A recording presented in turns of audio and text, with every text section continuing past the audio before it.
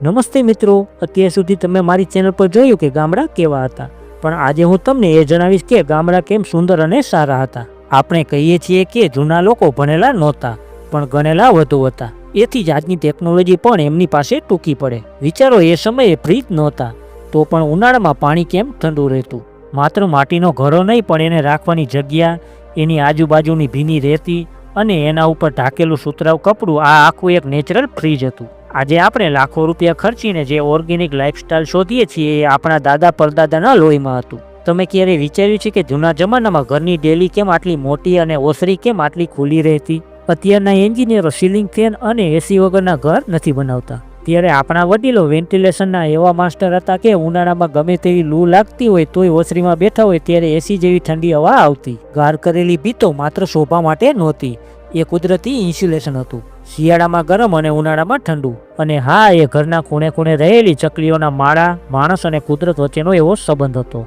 જે હવે સોસાયટીના ફ્લેટમાં જોવા નથી મળતો. એક બહુ મજાની વાત કહું તો ત્યારે ગામમાં કોઈ પણ વ્યક્તિ ડિપ્રેશનનો શિકાર નહોતો થતો, કારણ કે ત્યારે માણસ એકલો નહોતો. સાંજે વારું પાણી કરીને જ્યારે ડેલીએ ડાયરો જામતો ત્યારે માણસ પોતાના મનનો ભાર હળવો કરી દેતો. અત્યારે આપણી પાસે 5000 ફેસબુક ફ્રેન્ડ છે પણ દિલની વાત કરવા માટે એક પણ સાચો પાડોશી નથી. પહેલાના જમાનામાં આણું ઓળાવવું, સીમંતના પ્રસંગ કે મરણ પછીના 12 દિવસ, આ બધું જ એક સામાજિક થેરાપી હતી. આખું ગામ ભેગું થઈને માણસના દુઃખને વેચી લેતું જેથી કોઈ વ્યક્તિ તૂટી ન જાય. આ મનોવિજ્ઞાન આજે મોટા મોટા ડોક્ટરો શીખવે છે જે આપણા વડીલોને ગળથૂથીમાં જ મળ્યું હતું. મિત્રો, તમે કોસ્ટ જોયો હશે, રેન્ટ જોયો હશે, પણ શું તમને ખબર છે કે એમાં વપરાતા લાકડા અને ચામડાની જાળવણી કેવી રીતે થતી? ખેતીના ઓજારોને સાચવવાની એ પત્તીઓ, અનાજને 12 માસ જીવાત વગર સાચવવાનો એ દેશી કિમિયો, જેમ કે દિવેલ લગાવવું, લીમડાના પાન મૂકવા, આ બધું કેમિકલ વગરનું વિજ્ઞાન હતું. આજે આપણે પેસ્ટિસાઇડ ખાઈએ છીએ, ત્યારે એ લોકો પ્રકૃતિ સાથે રહીને શુદ્ધ રાંધતા અને શુદ્ધ જીવતા.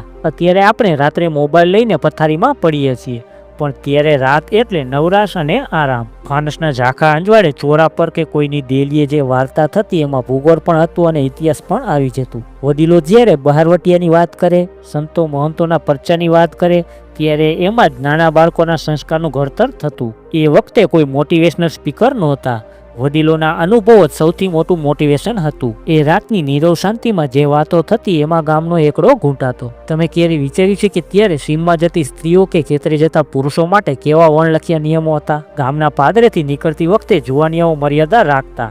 કોઈ પણ વડીલ સામે આવતા તો બીડી અને ચલમ પાછળ છુપાઈ જતી. એ ડર નહોતો, એ વડીલો પ્રત્યેની ધાક અને આદર હતો. સીમમાં ઉભેલા ફળના ઝાડ પર ગામના દરેક બાળકનો હક હતો, છતાં પણ કોઈ લાલચ નહોતી. પ્રકૃતિ અને પરંપરા વચ્ચે એવો તાલમેલ હતો કે ત્યારે પશુ પક્ષીઓ પણ ઘણા સુરક્ષિત હતા. પહેલાના જમાનામાં દરેક ગામ સ્વાવલંબી હતા.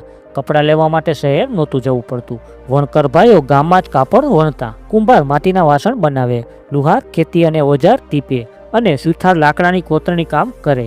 એ કોતરણીવાળા કબાટ અને પલંગ આજે લાખોમાં વેચાય છે. આપણે જેને વેસ્ટ કહીએ છીએ એ લોકો એમાંથી બેસ્ટ બનાવતા. જેમ કે જૂના ફાટેલા કપડામાંથી બનાવેલી ગોદડી, એમાં જે હૂફ હતી એ આજના બ્રાન્ડેડ બ્લેન્કેટમાં નથી. એ કલા પાછળ જે ધીરજ હતી એ આજના ઉતાવળિયા જમાનામાં ખોવાઈ ગઈ છે. ત્યારે કોઈ ગૂગલ વેધર અપડેટ નહોતું આવતું, છતાં ખેડૂતોને ખબર પડી જતી કે આ વર્ષે વરસાદ કેવો પડશે. પક્ષીઓની હરકત, પવનની દિશા અને વનસ્પતિના ખીલવા પરથી એ લોકો આગાહી કરતા. દુષ્કાળ સામે લડવા માટે અનાજના કોઠાર ભરેલા રહેતા જે આખા ગામને ખવડાવી શકે. એ સંગ્રહ વૃત્તિ લોભ માટે નહીં પણ આખા ગામની સમાજની સુરક્ષા માટે હતી. એ લોકો ભવિષ્યનું વિચારીને જીવતા. મિત્રો, આગળ હું જે વાત કરવાનું છું એ સાંભળીને તમે દંગ રહી જશો કે આપણા વડીલો પાસે આટલું જ્ઞાન ક્યાંથી આવ્યું હશે. આજે આપણે રિસાયકલિંગની મોટી મોટી વાતો કરીએ છીએ, પણ આપણા વડીલો એના ચેમ્પિયન હતા. વિચારો, એક જૂનું સુતરાઉ કપડું જ્યાં સુધી તૂટી ન જાય ત્યાં સુધી એનો સાથ ન છોડતા. પહેલાં એ પહેરવામાં વપરાય, પછી એમાંથી ગોદડી બને, ગોદડી ફાટે એટલે એના ગાપા બને, અને છેલ્લે એ ગાપા પણ દીવાની વાટ બનાવવામાં વપરાતા. કાંઈ પણ ત્યારે નકામું નહોતું જતું. જે એટલું અનાજ વધતું એ કૂતરા કે ગાયને ખવડાવતા. કચરો એટલે શું એ ગામના લોકોને ખબર જ નહોતી, કારણ કે એ બધું જ કુદરતી ચક્રમાં ભળી જતું. ત્યારે નાની નાની વાતમાં કોઈ સીટી સ્કેન કે બ્લડ રિપોર્ટ નહોતા કરવો પડતા. પેટમાં દુખે તો અજમો, ઉધરસ થાય તો હળદર અને ઘા વાગે તો દેશી ગોળ કે ધૂળ, આ બધું વિજ્ઞાન હતું. એ સમયે સુયાણી માતાઓ પાસે એવું વિજ્ઞાન હતું કે બાળક પેટમાં કઈ સ્થિતિમાં છે એ માત્ર હાથ અડાડીને જ કહી દેતા. આજે લાખોના ખર્ચે જે ગાયનેકોલોજીસ્ટ નથી કરી શકતા એ ગામની અભર ગણાતી માવડીઓ ચપટીમાં કરી દેતા. એ અનુભવની યુનિવર્સિટી હતી. આજે આપણે કૂતરાને પાળીએ છીએ પણ એને સાંકળે બાંધીને રાખીએ છીએ. ત્યારે બળદ, ગાય કે ભેંસ એ ઘરના સભ્યો હતા. બળદનું નામ પડતું લાલિયો કે ધોળિયો. ખેડૂત જ્યારે ખેતરે જતો ત્યારે બળદ સાથે વાતો કરતો. તમને એ વાતની નવાઈ લાગશે પણ બળદ ખેડૂતના અવાજની ધ્રુજાઈ પરથી સમજી જતો કે એનો માલિક આજે ખુશ છે કે દુઃખી. અને જો એમાંય પશુ બીમાર પડે તો આખું ઘર ન જમતું. એ જે જીવમાત્ર પ્રત્યેની દયા હતી ને એ જ ગામડાને પવિત્ર રાખતી. પહેલાના જમાનામાં ગામમાં પગી કે ચોકીદાર રહેતા પણ સાચો ચોકીદાર તો આખું ગામ હતું. કોઈ અજાણ્યો માણસ ગામના પાદરે આવે એટલે 4 જણા પૂછે, ભાઈ ક્યાંના છો, કોના ઘરે જવું છે. આ કોઈ પૂછપરછ નહોતી પણ ગામની સુરક્ષાની એક વણલખી વ્યવસ્થા હતી. ત્યારે કોઈ સીસીટીવી કેમેરા નહોતા પણ ગામના વડીલોની નજર સીસીટીવી કેમેરા કરતાં પણ તેજ હતી. કોઈ પણ બહાર ગામના ભૂખ્યા પેટે ગામમાંથી પાછું ન જતું. ત્યારે તહેવારો માત્ર રજા ગાળવા માટે નહોતા. ઉનાળામાં જ્યારે ખેતીનું કામ ઓછું હોય ત્યારે લગ્નગાળો આવતો. ચોમાસામાં જ્યારે ખેતીમાં વ્યસ્ત હોય ત્યારે તહેવારો આવતા જે થાકને ઉતારતા. શ્રાવણ મહિનામાં ઉપવાસ એટલે બોડીને ડિટોક્સ કરવાની પદ્ધતિ. દરેક તહેવાર પાછળ ઋતુ અને શરીરનું વિજ્ઞાન છુપાયેલું હતું. આજે આપણે નળ ખોલીએ એટલે પાણી આવે છે એટલે આપણને એની કિંમત નથી. પણ ત્યારે ગામના કૂએથી બેડા ભરીને પાણી લાવતી પનિહારીઓ એ માત્ર પાણી નહોતી લાવતી પણ એ આપણને ધીરજ શીખવતી. તમે વિચાર્યું છે કે જૂના જમાનામાં વાવ અને કૂવા જ કેમ ખોદાતા? કારણ કે એ ભૂગર્ભ જળને સાચવવાની ટેકનિક હતી. ઉનાળામાં જ્યારે કૂવા ઊંડા જાય ત્યારે આખું ગામ ભેગું થઈને એને સાફ કરતા. પાણીનું એક પણ ટીપું બગડે નહીં એવા સંસ્કાર હતા. તરસિયાને પાણી પાવું એ એમના માટે સૌથી મોટું પુણ્ય હતું જે આજે આપણે બોટલોમાં વેચીએ છીએ. ત્યારે કોઈ મોલ નહોતા છતાં જરૂરિયાતની બધી વસ્તુ મળી રહેતી. સાટાપત્તી યાદ છે? અનાજ આપીને શાકભાજી લેવું કે ગોળ લેવો, આમાં ક્યાંય નફાખોરી નહોતી પણ એકબીજાની મદદ કરવાનો ભાવ હતો. વેપારી અને ગ્રાહક વચ્ચેનો સંબંધ લોહીના સંબંધ જેવો હતો. ઉધાર ખાતું ચાલતું પણ ક્યારેય કોઈ લોકો હરામનું ન ખાતા. વિશ્વાસ એ જ એ સમયનું સૌથી મોટું ચલણ હતું. આજે આપણે લાખો રૂપિયા ખર્ચીને જીમમાં જઈએ છીએ ત્યારે સ્ત્રીઓ સવારે વહેલા ઉઠીને વલોણું ચલાવતી. એ વલોણું ફેરવવામાં જે ખભા અને પેટની કસરત થતી ને સાહેબ, એ આજે કોઈ મશીનમાં ન થાય. પુરુષો ખેતરમાં જઈને કોસ હાંકતા કે હળ ચલાવતા એમાં આખા શરીરનું વર્કઆઉટ થઈ જતું. એટલે ત્યારે 80 વર્ષના દાદાના હાથમાં પણ લોખંડ જેવી તાકાત રહેતી. એ લોકો કામને બોજ નહીં પણ જીવન માનતા. ત્યારે ટીવી કે નેટફ્લિક્સ નહોતા પણ મનોરંજન બહુ જ જીવતું હતું. ગામના પાદરે જ્યારે ભવાઈવાળા આવે અથવા રામલીલાવાળા આવે ત્યારે આખું ગામ ભેગું થઈ જતું. રાત આખી નાટકો ચાલતા. એમાં હાસ્ય પણ હતું અને સમાજને સુધારવાની શિખામણ પણ હતી. એ કલાકારોને ગામના લોકો અનાજ અને કપડાં આપીને રાજી કરતા.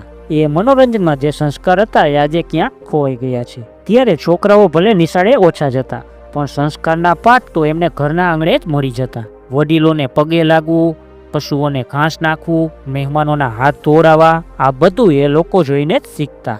વસ્તુ કોઈને આપવાનું એમને શીખવવું નહોતું પડતું કારણ કે એક થાળીમાં 5 ભાઈઓ જમતા હોય ત્યાં સ્વાર્થ ક્યાંથી આવે. એ સંયુક્ત પરિવાર એ દુનિયાની સૌથી મોટી યુનિવર્સિટી હતી. ખેતર એટલે માત્ર અનાજ પકવવાની જગ્યા નહોતી, એ તો જીવતરની મોટી પાઠશાળા હતી.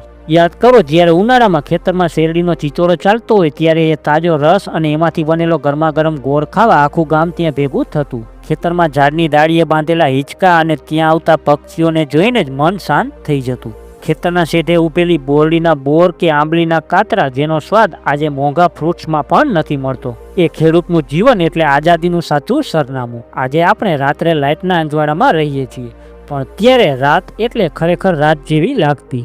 આકાશમાં એટલા બધા તારા દેખાતા કે જાણે હાથ લાંબો કરીને જ અડી શકાય. દાદા દાદી રાત્રે આકાશ બતાવીને સપ્તર્ષિ અને ધ્રુવનો તારો ઓળખાવતા. એ ખગોળશાસ્ત્ર ભણ્યા વગરનું જ્ઞાન હતું. ફાનસ કે દીવાની જ્યોત સામે બેસીને થતા ગપાટા અને અંધારામાં સંભળાતો તંબરાનો અવાજ, એ શાંતિ માણસને પોતાની જાત સાથે મુલાકાત કરાવતી. આજે આપણે અવાજ અને લાઇટના ઘોંઘાટમાં પોતાની જાતને જ ભૂલી ગયા છીએ. વિચારો ત્યારે ગામમાં જે દરજી કે વણકર હતા એમની પાસે કોઈ ફેશન ડિઝાઇનિંગની ડિગ્રી નહોતી છતાં એ માપ વગર પણ એવા કપડાં સીવતા કે જે વર્ષો સુધી ચાલતા. હાથે વણેલા ગરમા ગરમ ધાબળા અને એની મજબૂતી. ત્યારે ફેશન નહીં પણ સુવિધા મહત્વની હતી. કપડાં ફાટે તો રફુ કરતા, તૂટી જાય તો થીગડું મારતા પણ ફેંકી ન દેતા. એ કરકસર નહોતી પણ વસ્તુ પ્રત્યેનો આદર હતો. જે વસ્તુને બનાવવામાં કોઈના હાથની મહેનત લાગી હોય એને ફેંકી દેતા જીવ નહોતો ચાલતો. આજે દિવાળી કે હોળી આવે તો આપણે માત્ર ઓનલાઈન ઓર્ડર કરીએ છીએ પણ ત્યારે દિવાળીના 1 મહિના પહેલા જ ઘરમાં ગાર લીપણ શરૂ થઈ જતું. ઘરના ખૂણે ખૂણેથી સફાઈ થતી. હોળીમાં ગામના પાદરે હોળી પ્રગટાવવા માટે આખા ગામમાંથી છાણા અને લાકડા ભેગા કરવામાં ગામના જુવાનિયા કામે લાગી જતા. શીતળા સાતમે ઠંડુ ખાવાની પરંપરા હોય કે જન્માષ્ટમીનો મેળો, આ બધું આખા વર્ષનો થાક ઉતારવા માટે હતું. ત્યારે તહેવારોમાં ખર્ચ ઓછો હતો પણ હરખ ઘણો હતો. આજે ખર્ચ બહુ છે પણ હરખ ક્યાંક ગાયબ થઈ ગયો છે. છેલ્લે એટલું જ કહીશ કે આ બધી વાતો માત્ર યાદો નથી, આ એક શિખામણ છે. આપણે પાછા તો નથી જઈ શકતા પણ એ સાદગી અને સમજણ તો ચોક્કસ પાછી લાવી શકીએ છીએ. જો તમને લાગતું હોય કે આપણા વડીલોની આ વાતો આજની પેઢી સુધી પહોંચવી જોઈએ તો આ વિડીયોને વોટ્સઅપ ગ્રુપમાં મોકલજો. અને હા, તમારા ઘરે હજી પણ કોઈ આવી જૂની પદ્ધતિ જીવંત હોય તો કોમેન્ટમાં ચોક્કસ જણાવજો. તો આ વિડીયોમાં બસ આટલું જ. ફરી મળીએ આવા જ એક બીજા વિડીયોમાં.